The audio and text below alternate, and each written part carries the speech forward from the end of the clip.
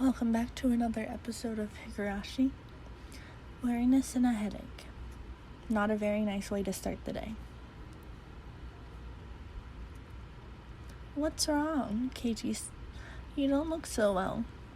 When did you go to sleep? It seemed that my mom had noticed my sullen state.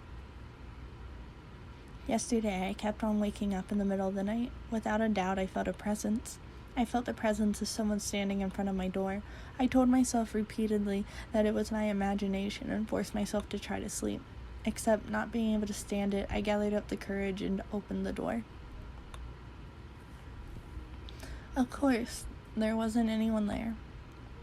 I think I did this 3 times throughout the night. Or maybe I just didn't remember doing it any more than that. Even though I was about to get to the breakfast table without incident, I still didn't feel at ease.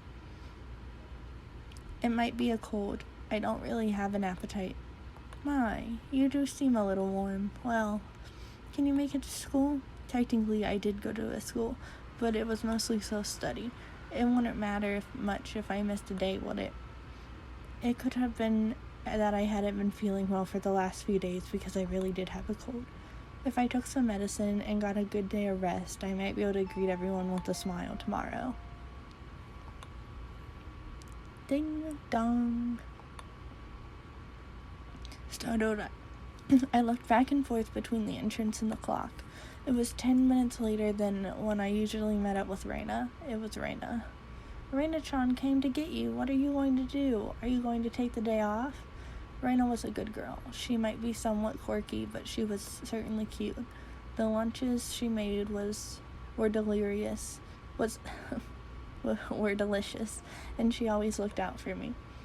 Why should I be so scared of something like that? It wasn't Reina's fault. It was probably mine. It had to be mine. It had to have been my cold. It just had to be. I'll rest. Sorry. Then I'll go send her off for you. Mom headed off to the dorm. I would have to pass by the entrance to get back to my room. I didn't have the nerve to meet with Reina, so I wrapped myself in a blanket on the sofa and closed my eyes.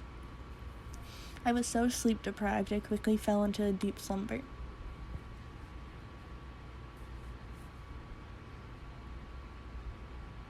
I had only intended to lie down for a bit, but it was almost noon when I woke up. I called out to my parents, but they didn't seem to be around. On the table, I found lunch prepared and a note. Mom and Dad had apparently driven off to somewhere far away. It likely had to do with Dad's work. This happened every so often, so it wasn't that unusual. They would probably be back sometime after dinner. On the note it said, "The insurance card is in the cabinet. Take it and go to the hospital." There was a well-drawn map to the hospital. That's right. I hadn't been there before, so I didn't know exactly where it was. I had a light lunch, although it really was just leftovers from the morning, and just in case, went to the hospital.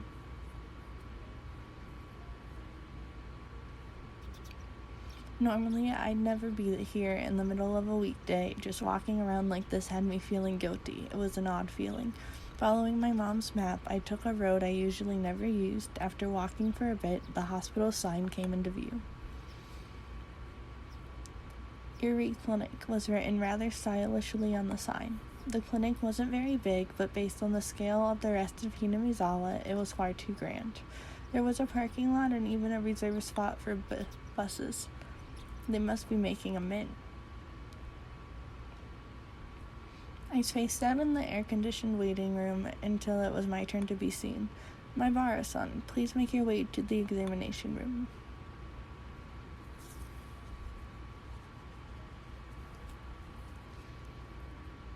After properly answering all of the chatty doctor's questions, he responded with an odd, "It's probably a cold."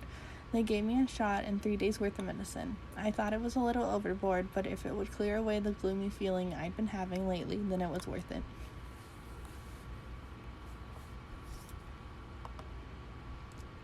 I settled the bill and took a quick trip to the washroom. As I was leaving, I overheard a conversation from some elderly people who seemed to be regulars at the clinic. Of course, I had no intention of eavesdropping if it just wasn't for that word. Must have been an onikakushi. I wonder. She was still pretty young. Might have just eloped. With whom? That man from Tokyo who visits every season? That young one with the big camera? Didn't you know they were getting along pretty well? Were they talking about Tomotaki-san? I could feel my ears perking up. I don't know about that, but you have to make preparations before you elope, leave a note or quit their job or something. It's an elopement because they didn't leave a note or message. The thought that I'll never see that young nurse's face again makes me rather sad. Takano-san is an upstanding young woman. She'll be fine wherever she goes. So her name was Takano-san? That woman was Tomotaki-san, and she worked at this clinic? Oyashiro-sama's shadow was following me everywhere I went. I started listening more closely, but they began talking about fishing, and it didn't seem they were going to revisit the topic. I gave up and left. Thus, even though I was separated from the daily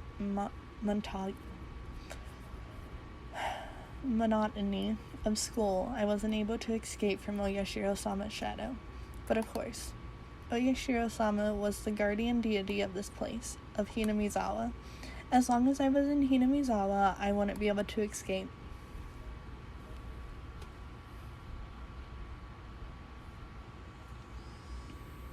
Maybe it was because I was walking around outside, but my appetite had suddenly returned. I might as well buy a snack with the change from the examination fee on my way home. Contemplating that, I turned onto a familiar street. At that moment, I heard a car horn abruptly honked behind me. Was I really walking so far in the middle of the road where I'd be in the car's way?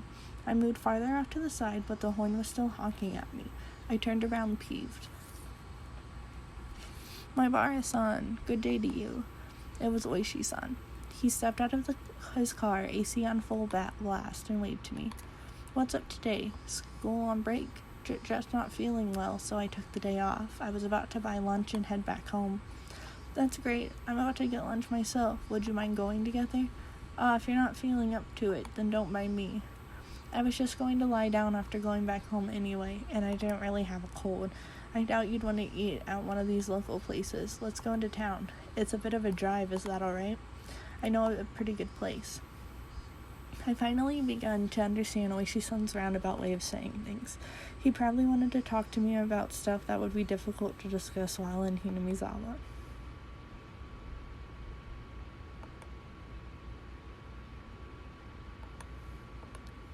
I went with Oishi-san riding in his frigid car. It was almost as if the bright sunlight outside was a lie.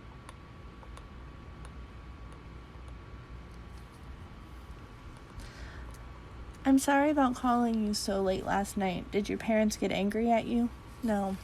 I recalled Reina, who had been listening to the phone conversation all that time, separated from me by just the door. Even now in the brightness of the sunlight, the thought still creeped me out.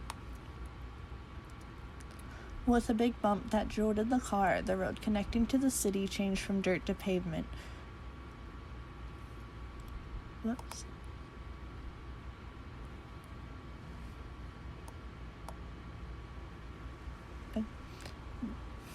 This is where Tomotaki-san died. They've hit a snag on the investigation regarding Tomotaki-san.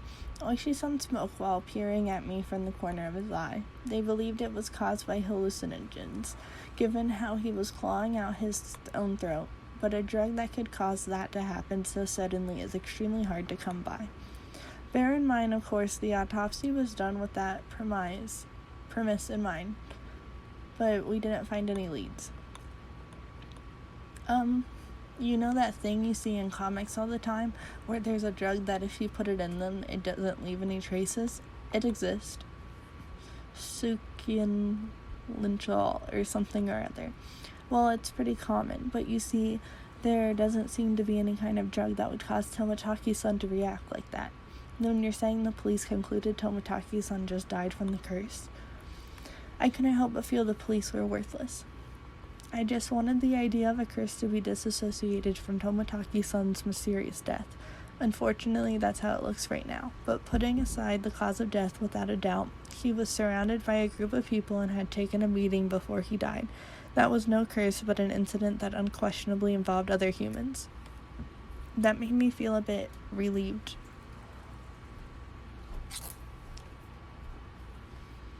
We passed in front of the rather desolate but still busier than Hinamizawa train station. The car pulled onto a restaurant parking lot, and I followed Oishi-san into the shop. It was pretty crowded, but there were only adults at this hour. Of course, there wouldn't be children in here in the middle of a weekday. 2, please, non-smoking. This way, please. When you are ready to order, please call me over. We were led by a peculiarly dressed waitress to our table. I sat with Oishi-san in the booth. So what do you think? Aren't the waitresses' outfits here cute? Huh? Well, I guess. The shop is always quite busy. It's more about the waitresses than food, you see. Uh-huh. Oishi-san, you're leering. Am I really?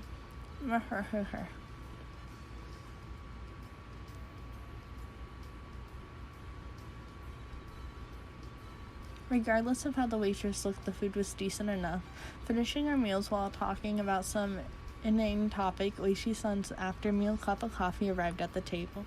Yesterday we talked about Hinamizawa's past, didn't we? Yeah. That it was the village of man-eating demons or something like that. I didn't know much about it myself, so I asked my grandmother about it this morning. Oishi-san took out a notepad that was stuffed into his breast pocket. Turns out that Hinamizawa used to be called Onigafuchi, or Ogre's Abyss. Onigafuchi. That's quite the name. The name is still around. The marsh where the Shinto priest's wife drowned herself is still called Ogre's Abyss. It's said that the depths of that marsh connected to the realm of demons. Of course, nobody had told me anything about such an ominous marsh. And you see, it appears they were both feared and revered. A respect born of fear.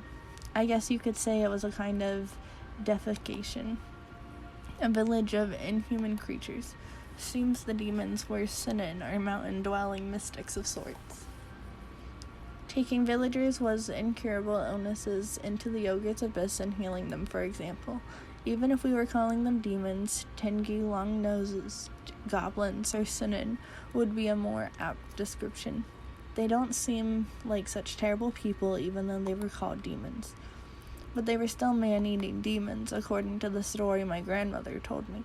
As payment for treating the son's illness, they let us eat the mother who brought him here, was apparently how things went. The price of curing her son was herself. That's unsettling. Of course, the mother took her son and ran.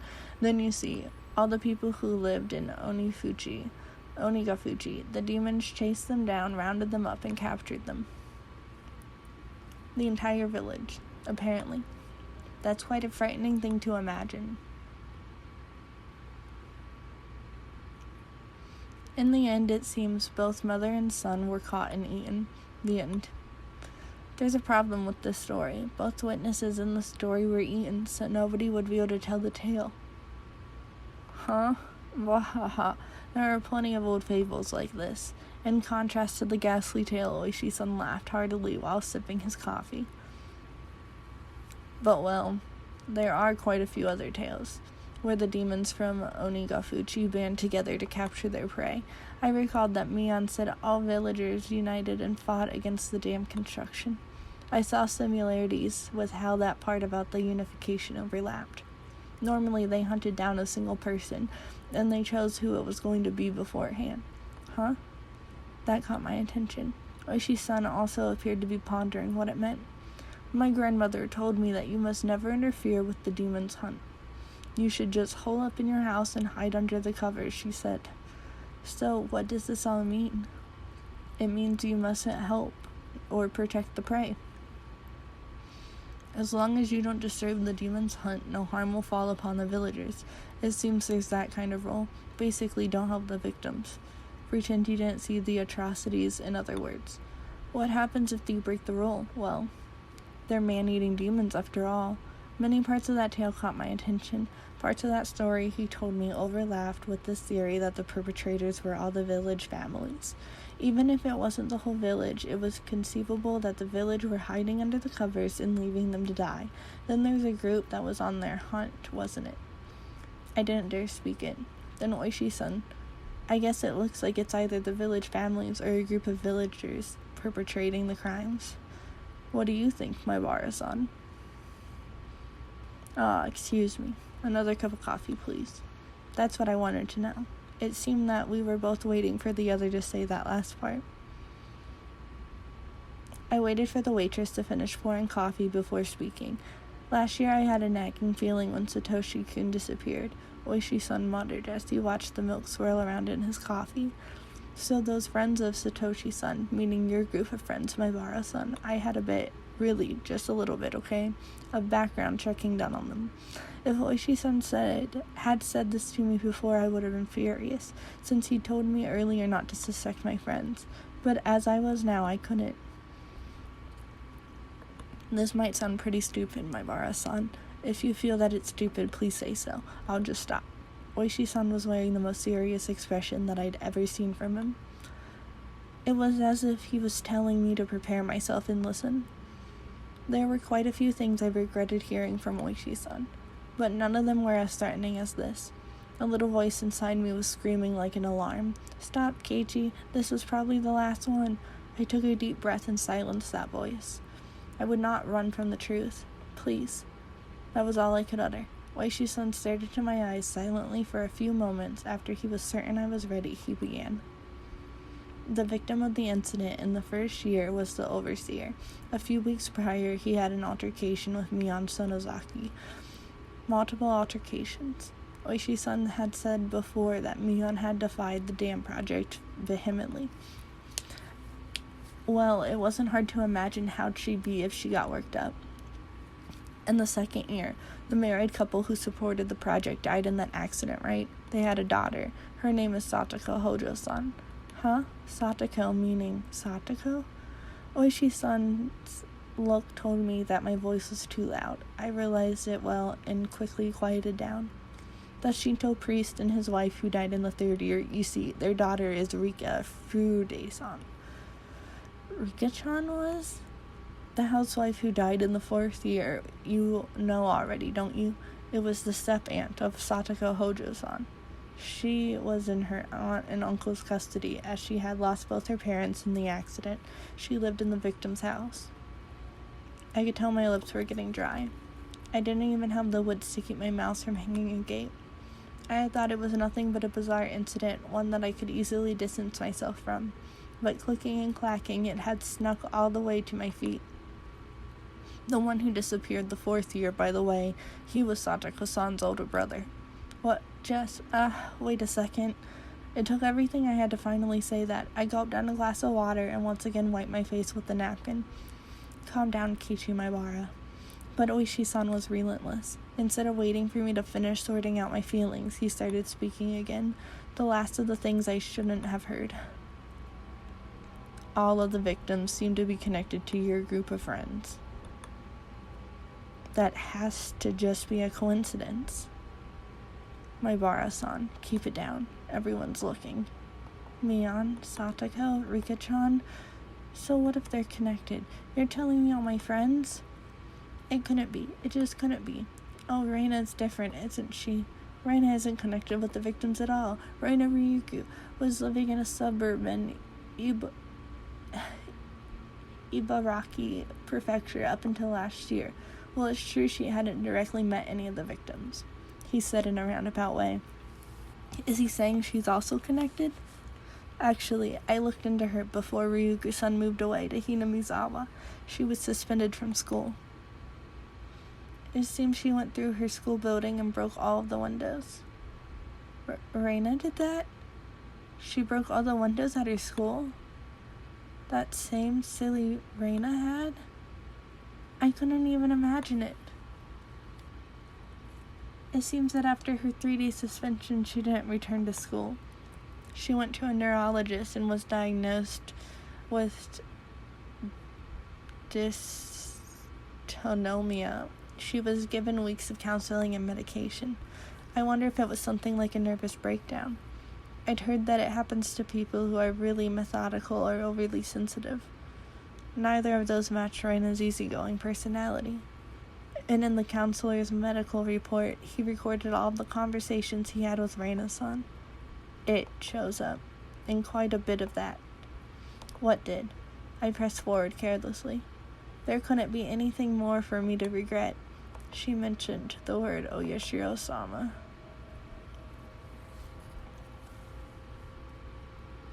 It felt like someone's stone-cold hands were caressing my back. Why? Why had Reina spoken of Oyashiro-sama before she even came to Hinamizawa? Seems that the Oyashiro-sama she spoke of was like a ghost appearing in her house every night, standing over her pillow looking down at her. My mind froze. I couldn't process what I was being told. A while after that, she moved to Hinamizawa. That's right, she's not an outsider. Huh? According to her residency register, the Ryugu family used to reside in Hinamizawa. Reina-san moved to Ibaraki right after she finished elementary school. My mind went completely blank.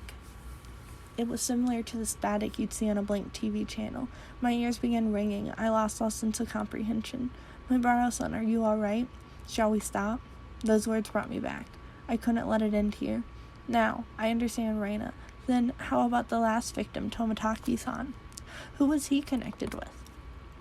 Irritated, I let out one final reprisal. All of them. Have you forgotten, Mibaro-san? Didn't you spend the night of the festival together quite merrily? Quite a few of the officers saw you enjoying yourselves. Now there was nothing I could respond with. I fell silent as my brain turned to mush. We should get going. Mibaro-san, did you take your afternoon medicine? I had completely forgotten about the medicine I had gotten today until Oishi-san said that. I got another glass of water, and we left the shop after I chugged it down. We got in the car and returned to Hinamizawa via the rough road. I never really paid attention when I was on my bike, but did cars normally shake this much? It was almost as if the road was desperately trying to tell me something. But that big jolt was from a difference in elevation of the road when it changed from cement to dirt. I was certain that I heard Toмотaki-san scream. I sat in silence, just letting myself be shaken by the car. I'll drop you off at your house. You missed school because you were ill, correct? My apologies for the long conversation. Why did you talk to me? I blurted out the question. Really just blurted it out. I didn't expect an answer. I did check with you first, didn't I? If we should just stop. Not that. Why did you reach out to me? I understood quite well that Oishi-san was investigating the string of suspicious incidents, but why was he telling me all this? I knew nothing and I couldn't help. Everything Oishi-san spoke of was news to me. First of all, what could I, having just moved here, know?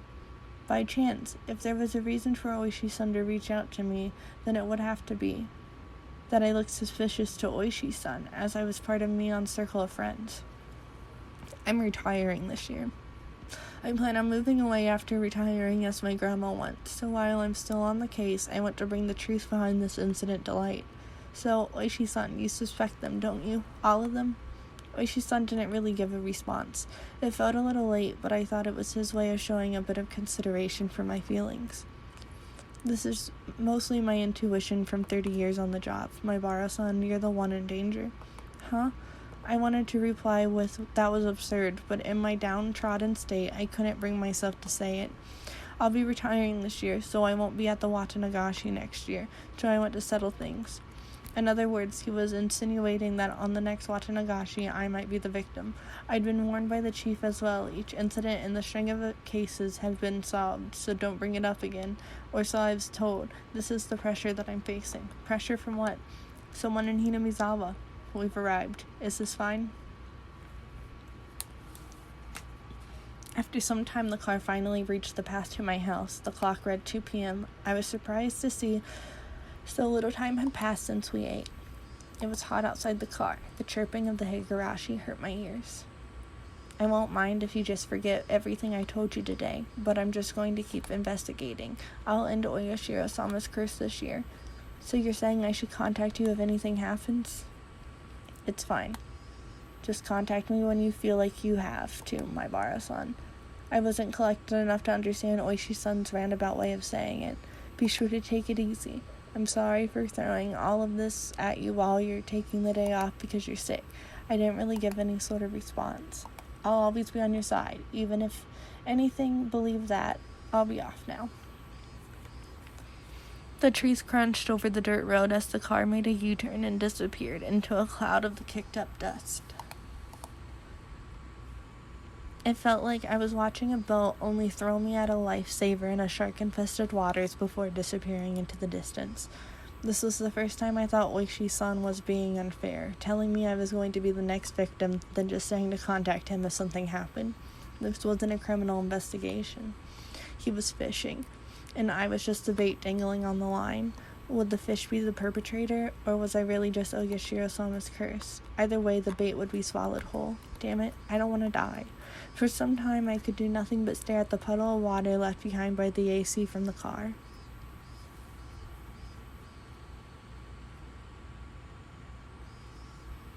Okay, guys. And with that, we're going to end this episode here. I hope to see you in the next one. Have a good day. Bye.